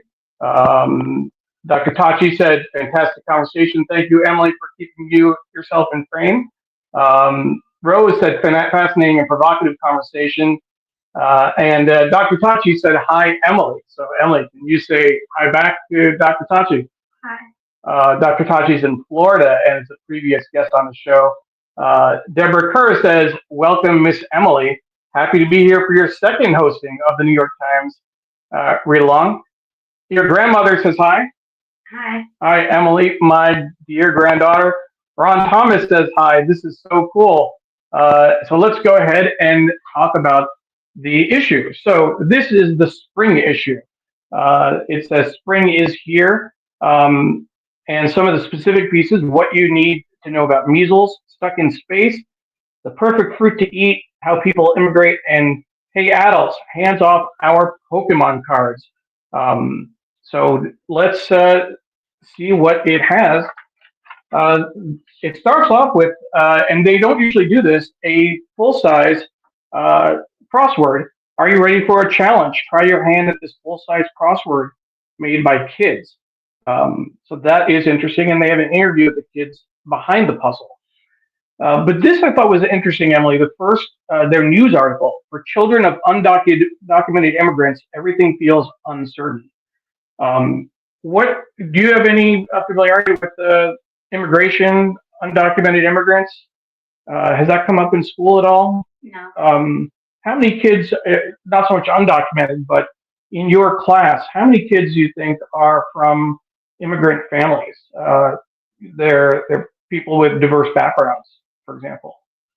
I mean, like, I don't know. But think about your friends, right? Like Izzy. Yeah. Izzy, her parents, her mom is Filipina, Yeah. right? Jocelyn's mom is what background? Korean. There are other people who are Asian, Latino, I think, as well, right? It's a pretty good mix, I think, in school. What about measles? 4 things to know about measles. Oh. What do you think of that? Ew. Ew? What does it even do? Well, measles is a disease that we thought we had gotten rid of. It used to be very common, but there have been vaccines, and people have been taking vaccines for years. But lately, people are starting to not get vaccines. Right. What's your thought on vaccines? They're good, but like, I don't like the shot, but like, they're good. But you're pro-vaccine. Yeah. And it's partly because we're pro-vaccine as a family. Well, yeah. Right? But like, I don't want to get measles and die. So. We don't want. Okay, so you heard that from Emily. She doesn't want to get measles and die. I think that's a good point. One thing when we had COVID, we did get the COVID vaccines as soon as we could. All of us did. You got them as well. You didn't enjoy it very much, though. Well, yeah. But like, yeah. But who enjoys vaccines, right? Yeah. Let's see what else. There's an article, a tiny story here, $450. What is that story about, Emily? What the Nintendo Switch 2 was supposed to cost, but because Trump announced tariffs, then on like the things that on like the stuff from like whatever country I guess Nintendo's from. Japan? Oh yeah, that's Yeah. kind of obvious. But they need to pay money, so it's going to cost more. And what do you think? I mean, you have a Nintendo Switch. Yeah, I don't need the second one. You don't need the second one, but do you think that would hurt sales? Do you think people will buy fewer? Probably Yeah. Are tariffs helping or hurting, you think? hurting. Hurting. Economic analysis from Emily. Here's a big spread here. The complicated, confusing process of immigration. So this looks at both people entering with documents and people entering without documents. And kind of they have to get a visa, and they put this all out. I'll say, what do you think when you look at this chart, even if you don't know much about immigration, what do you pick up from this chart? Oh, it kind of shows you how to immigrate somewhere. Yeah. Like it's saying like how you can do it. Like try this at home, kids. Well, Immigration. not quite try this at home, but it's more, immigration is in the news. It's trying to explain to kids what people have to go through to get a visa, to get citizenship, to go through the whole process. It also talks about what is deportation. Have you heard of deportation in the news about people getting deported? Yeah. Yeah. It's been just recently there was a thing in the news where a family who's I think the mom and dad may have been undocumented. I don't know. I don't remember exactly, but their 2-year-old child who was born in the States was deported as well, and they were a U.S. citizen. Oh. I mean, they shouldn't have really been deported, but where would they have gone if their parents were deported, but they weren't? That's a good point. You know what? In the first Trump administration, when people were coming across the border, they were separating kids from their parents. Why? That's a good question. One of the things that Sree says often is that the cruelty is the point. That the Trump administration has been cruel from the very beginning. Yeah. And they kept people in like detention centers, immigrants. Why? That's a good question. That's still something I've not figured out. Here's an article about 286 days in space. These are astronauts, and this is actually like a graphic novel that they've shown it. That what happened when 2 astronauts went into space for 9 days and got stuck there for 9 months. What do you think about showing the news as a graphic novel? Do you read graphic novels? Not really, but You have in the past, though. yeah, but I don't really read that many graphic novels. No. But it'd probably make it easier to understand. Yeah. Do you think this article as a graphic novel is more interesting than, for example, this article on children of undocumented? Yeah. Yeah. I didn't even read that. You didn't read the undocumented one. Are you more likely to read this? Yeah. Why? Because the pictures. Pictures. I think it's a good time to do a shout out for the graphic history of hip hop. I'm like, can you get that from that? Well, yes, but it's a graphic novel, and I actually have a picture of you reading it. This is the graphic history of hip hop that Walter Grayson and Tim Fielder did. You actually looked through this one day, didn't you? Yeah. Yeah. Are you displaying the pages now? Yeah. Right. Well, graphic novels are easier to read, as you just said a few minutes ago. What about this? Coming soon to a fruit bowl near. That's okay, Emily. Coming soon to a fruit bowl near you. Yeah. This is a thing of combining fruits, right? They've existed for a long time. What's they? Cotton candy grapes. Cotton candy grapes. Do you like cotton candy grapes? They're not as good as the normal grapes. They're not as good as normal grapes. Yeah. Why is that? I don't know. They're like too sweet. Cotton candy grapes are too sweet. So you can combine different fruits. This talks about picking the perfect parents as fruit, mash them up, not literally, plant the seeds, taste and tweak, and time to grow. But it's not always a good thing to do. Is that what you're saying? They don't always get it right? Well, yeah, but like, I don't know. It would be kind of fun because you could just mix up random fruits and see what it makes. So you're a bit of a experimenter in the kitchen yourself, right? You like to mix up different drinks? Maybe. Maybe. That's a yes. But whenever I get them, you're always like, "Oh, can I have one?" What, So, to try like, your drink? Yeah. Yeah. No, if I like made something, you're like, "Oh, can I have some?" Yeah. Well, I want to try it. Yeah, and then after you try it, you're like, "Can I have a glass?" What kind of drinks have you mixed? I made like a Shirley Temple one time, and then you and Mom started drinking all of the like juice that was in the maraschino cherries. Yeah. So Are there other things you've tried to mix in a drink? What kind of juices do you put together? I don't really put together. You put together juice. I do. I mix Fresca and fruit juice. But you've done what? Pineapple juice, right? And Yeah, that was just so that it would look cool. oh, so you do that with friends, right? Don't you take? Okay, so you put some drinks together and then take pictures. This is off. Okay, so we've been shut down, folks. Apparently, Emily's drink mixing is off topic, so we'll need to get back to the paper. Is that what you want to do?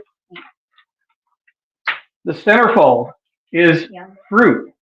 What fruit to eat now? Their sweetness is like all the way over here. Cotton candy grapes? Not normal. Okay, so this chart is looking at a number of different fruits, and it's rating them on a scale of sweet and tart. We have strawberries, kiwi berries, nectarines, but Emily went straight to the cotton candy grapes with the sweetness level all the way to the top, and the tart pretty low. And you said that's too sweet, right? What else? Not normal. What else do you see on this?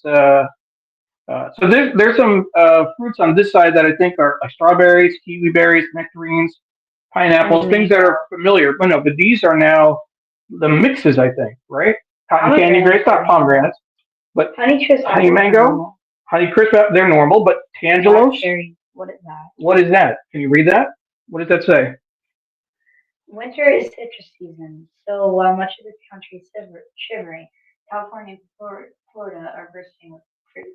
Tangelos are part grapefruit and part tangerine. They're juicier, sweeter, and easier to peel than your average orange, with the tiniest whiff of bitterness. The name comes from pomelo, another citrus often crossed with tangerine. So tangelos, I've never heard of that before. You hadn't either, right? Mm-hmm. And honey mangoes. Honey mangoes are natural mangoes. That's a regular thing, right? What's the pro tip? Can you read the pro tip at the bottom? In India, mangoes are a symbol of friendship. Share one with a pal. Give me a mango. But you're not my pal, are you? Are you going to admit to being my pal on screen? Are you my pal? No. She's not. So she doesn't get a mango, folks. I'm gonna ask somebody else. Yeah, someone else. Ask a pal. Black cherries, pluots. Pluots are a mix. Plums and apricots. Yeah. Have you had them before? No. No. Watermelons, mission figs. But this center chart, can you explain what this is? This is when the different fruits are ripe. I think. Yeah. Because honey mangoes May to July. Ooh, almost May. Yeah. Yeah, and then tangelos are December to April. Watermelons are June to September. Yeah. Figs are September to October. It's just a bunch of fruits and when they're ripe. Interesting. Dr. Tachi says one thing about cotton candy grapes is that the sweetness will be consistent. Sometimes it's hit or miss with regular green grapes. That's true. Yeah? You agree with that? Yeah. Okay. Is your earbud coming out? You can take that down. That's all right. It's just me talking, so don't worry about that. So that's an interesting comment, and we'll take that off. What's that? Pawpaw. What's a pawpaw? Can you tell me what a pawpaw is? Oh, it's a lot of people aren't familiar with them, and you won't find them in the supermarket. But in the Midwest or East Coast, they grow in the wild, and sometimes you find a farmer's market. Slow it down. Read a little slower. a lot of people aren't familiar with them, and you won't find them in the supermarket. But in the Midwest or the East Coast, they grow in the wild and can sometimes be found at farmers markets. Those are They're pawpaws. just like, I don't know. I guess they smell bad, according to that. Interesting. I've never heard of them before myself. Me neither. So that's interesting. All right, let's turn the page. Let's see what else is in the New York Times for Kids. The opinion section. I like looking at the opinion section. First, just scan through. What is the age range for most of the people they've quoted there? Oh, and we're saying, so Dr. Tachi's saying it's hard to hear you. You might need to move your hair. Dr. Tachi, is it easier to hear Emily now? Emily, say something. Something. Of course, she said something. Hopefully that's a little bit better, but we'll keep It's a going. bad angle. You're right, it is a bad angle. Where do you want it? Lower? Higher? I don't know. You tell me. We'll look at the paper. So They're all 9 and 10. they're all 9 and 10. Okay. And so, Dr. Tachi, let me know whether it's the volume is better or if anyone else watching. We rely on your feedback to make sure that things are going well. So what are some of the opinions that people have here? Can you read a few? Just pick one at random. Have you ever had a gross school lunch? Well, I have. Yeah. Our school lunch has 3 options: a sandwich and 2 other foods, like bland burritos and weird rice. In my opinion, we should have a 4th option that is good food, like pizza. Kids should be happy. Kids will be happier and less hungry. All right, so they're talking about We have a lot sandwich of options. and foods and bland burritos, weird rice, but they want pizza instead. What is your what are the options around at lunch for you? We have a lot of options. Most of them aren't that good, but there's like So I mean, we actually no, we I think we got rid of that. We have orange chicken, but they changed it like for some reason, and now it's really bad. Do they have healthy food at school? They they do. I think there's like a salad bar, but the stuff in there has been there for like a long time.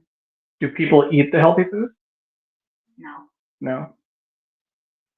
but they're what like we're required to get it, so it's kind of just wasting food. Like if you're not gonna eat it. Now you bring the lunch from home. Yeah, I usually. haven't bought lunch since 4th grade. Yeah, which is generally better, right? And you also don't have to wait in line to get it when you get to Yeah. the cafeteria. Like if you're the last class, then you'll spend 15 minutes in like if it's a good thing, you'll spend 15 minutes in lunchtime, and our lunch is 30 minutes. And what's interesting is that, and I volunteered in your school once in the cafeteria. When you go into the cafeteria, you have to sit at your table. You're not allowed to get up. Yeah, we're not. Or else Right. Mr. Messi's gonna yell at us. Someone's going to yell at you. You walk through the cafeteria line if you didn't bring your food, and then you go sit at your table. And then if you need something, you have to raise your hand, and someone will come over and bring you plasticware, napkins. When I was volunteering, we helped the little kids open their juice boxes or yogurts or whatever. If you need to go to the bathroom, you need to ask permission. And Yeah, I need to take a boy. Even though the bathroom, you can literally see the bathroom from the. you take a boy with you to the bathroom? Well, I mean, if you're a boy, you take a girl. To the bathroom? Yeah, but you can see the bathroom. Not in the bathroom. No, They wait outside. they wait outside, but I don't know. But you can see the bathroom from the cafeteria. Yeah, So that's not really. because they don't want people hanging out in the bathroom during lunch, Yeah. right? Like, And they have what to do limit think it. We want to eat. What do you think we're gonna? Well, I think that they're worried about what people are going to do in the bathrooms. If they're going to, I mean, One of the they could get into fights. One of them was vandalized, really? Yeah, the 6th grade girls' bathroom. I think it got fixed, which is good because that was the best bathroom. What do you mean by vandalized? What happened? I don't know. Somebody like wrote on something. Do you know what they wrote? No, I wasn't the person who vandalized. Not that you know, no, but so no one said what they wrote. You don't. No, it was just like it has come to my attention that the 6th grade girls' bathroom has been like something. I don't know. Interesting. There are 2 more articles left. Or do you want to look at a few more opinions? Sure. Let's see what else they have. I think kids should have pets to keep them company when they are home alone. Which one is that? Okay. I think kids should have pets to keep them company when they are home alone. Some kids have to walk home after school, and there's no one home when they get. A pet would keep them company. And if you have allergies, you could get a fish and have a conversation with it. They're great listeners. Well, there are several things we can talk about with that opinion piece. Where would you like to start, Emily? You should give me a ride. This has nothing to do with a ride to school. Yes, it does. When they walk home. Okay, And they They walk. have nobody there. They walk home. What about the pets angle? Which of the various? Get me a pet. I was going to say which of the various pet references you want to go to. So you want a pet, but this is about having no one home when you're alone, and I'm always home when That's happened to when me you come before. home. I came home and then I needed to unlock the door. I don't think you've ever come home alone, Emily. Yes, Or once, I have. maybe once. Like one time, a few times. You have been like at some business trip and mom was at the grocery store. Oh, mom was coming. Okay, but very rarely. Usually I'm home Yeah. or mom's home. But you should still get me a pet. You still want a pet. What about the pet that you did have? What pet did you have? My fish. Your fish? A beta fish, right? Yeah. You had it from 2nd grade to 4th grade, or Yeah. something like that during the pandemic. What did you used to do with your fish? Do you remember? No. You used to read to it, Oh yeah, I used to teach him math. and you taught your He fish learned math. 1 plus 1. You learned 1 plus 1. How did you learn 1 plus 1? I wrote on his tank. Yeah, I looked it up. It's like healthy it's healthy. to keep them not bored. And he would. No, I was in 2nd grade. You were in 2nd grade. It was cute. You have to admit. But yes, I know you want a pet. You did a slideshow with how many slides? 100. 100 That slides. was in 4th grade. Yeah. Did it work? No. No. We didn't get you a pet, did we? And we have a couple other comments. Your grandmother says, Emily, great presentation. So what do you say to Grandma? Thank you. And then Walter Grayson is saying, the eternal debate, should we have a pet? He acknowledges that that's an issue. And Deborah Kerr says, thank you, Emily. Thank you, everyone, for watching. We appreciate it. We're almost at the end of the section. You want one more opinion? Sure. What's another one you want to look at?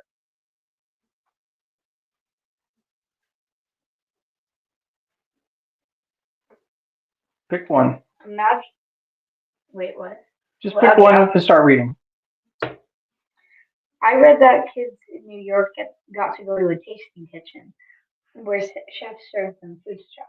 They give their opinions, and if 75% of kids like something, it's put in school. I think we should do that too. School lunch is more likely to be eaten if kids choose it. That's true. It's true. That's another, the second school lunch. We're just looking at randomly. We looked at 3 or 4, already 2 opinions about school lunches. These are all in the same class. They're from Robin Carrier's 4th grade class from Jessup Elementary School in Cheyenne, Wyoming. You're right, Emily. So this is good. That's why they're all 9 and 10. They're all 9 and 10, but one of the things that we didn't realize, they're not always from the same class. This is unusual, I think. Usually it's a big mix. So this is a little explainer. So this is the importance of looking at a page and reading all the way to the bottom, looking at the notes. Read that note for us, will you? For this issue of the New York Times for Kids, we did a virtual visit with students in Cheyenne, Wyoming. My colleague Laura and I talked about I talked to the students over video chat about the difference between a reported article and an opinion. Then we asked them to write their own opinion. They wrote about all kinds of subjects, including keeping wild animals as pets, signing your books, and catching leprechauns. Here are short excerpts. Short excerpts from that. So they talked about the writing. Have you written the difference? Have you had different writing assignments where you write about opinions and have you written? We used to call them opinion essays. Now we call them argument essays because it sounds more professional. So basically, you're like given a topic, and then you need to choose which side or Okay. something, or like you're given like we did one about technology where you choose technology and say if it's good or bad. Is this the one you wrote about AI? Yeah. Yeah. What did you say about AI? I said that generative AI was bad Why? because, well, I mean, my specific claim was bad for like children because it can support like biases that don't exist, it, like or like stereotypes. It can wait. Let me think. It can cause them to make bad decisions, and it can like I don't remember.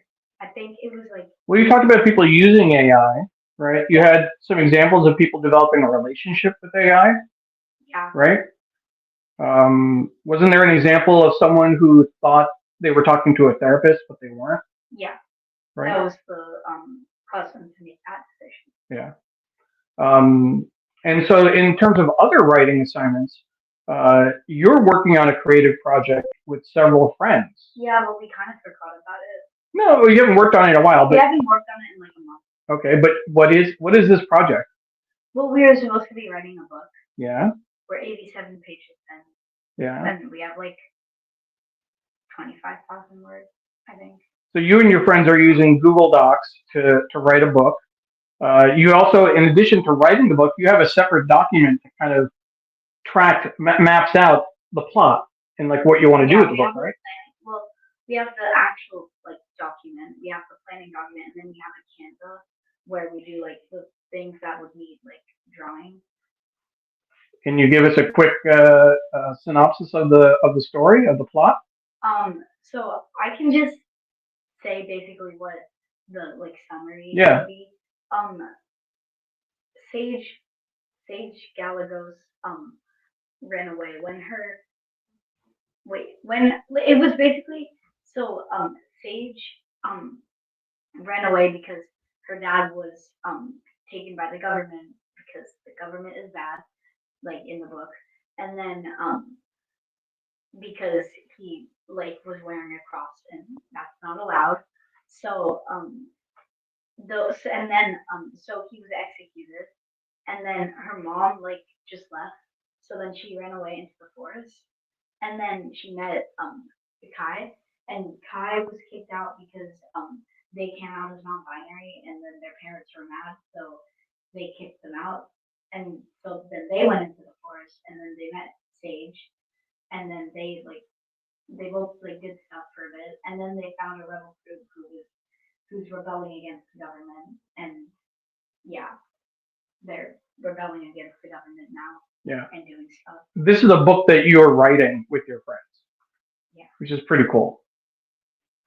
I think it's cool. I don't know. It's like we haven't worked on it in a while. You'll get back to it. You'll get back to it, I'm sure. A couple other comments that have come in. Just want to bring in Ron Thomas said everyone should have a pet. Oh boy. More people saying you should have a pet. I don't want her to have a pet. We've gotten away from that. So yeah, Ron, you mean another friend, just so you know. Here we go. This article: can't get your hands on the newest Pokemon card. Blame grown-ups. This is you haven't been like so into Pokemon, but a little bit, right? You Not looked really. a couple years ago. You looked at like just a little bit. Not You're really. familiar with them. I know what they are, but Yeah. like I'm not like. So this is something about. Let's see. I think that the adults bought more toys last year for the first time. Adults bought more toys for themselves than they did for kids. The trend is so common, there's even a name for it: kidulting. And sure, hobbies are fine, except now in the case of Pokemon, grown-ups collecting is becoming so extreme, it's elbowing kids out. That's interesting. That's kind of interesting. It's kind of mean, kind of interesting. Let's see this. The last page is actually an ad from the New York Times. What's that quote? Can you read that? People should stop hunting tigers for their fur for fun and for medicine. Imagine if you were a tiger free in the wild and then boom, you were shot for your fur. How would you feel?